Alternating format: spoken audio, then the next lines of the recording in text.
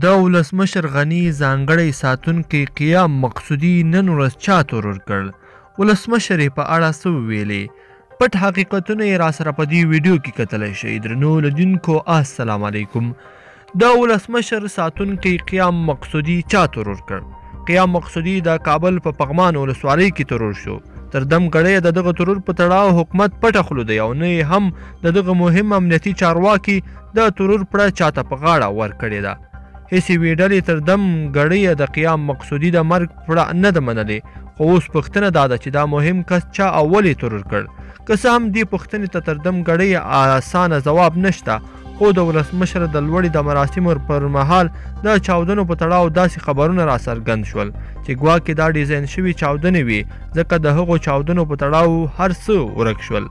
د افغانستان د حکومت منتقدینو نیوکه کوله چې ګواکې د دغو چاودنو تر شا د افغانستان د استخباراتو د پخواني مشر او د اوسني مرستیال امرالله صالح لاس و، خو دا خبر د دغو چاودنو پلټنه پټه پاتې شوه او ورسره چا مخامخ امرالله صالح ته هم د پړي ګوته په رسمي ډول ونه نیوله.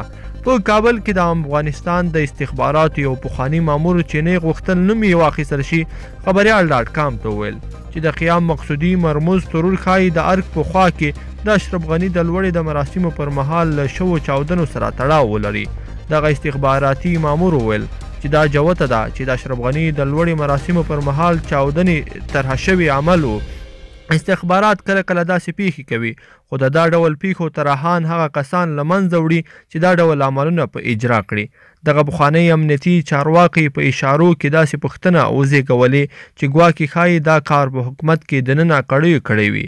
که څه هم تر اوسه لا د دغه مهم امنیتي ساتونکي د ترور په تړاو ډیر معلومات نه دي رابرسېره شوي، خو دغې وژنې وروسته ډیری افغانانو ته اندېښنې ورواړولې چې ولې یو داسې مهم امنیتي افسر په نښه شي.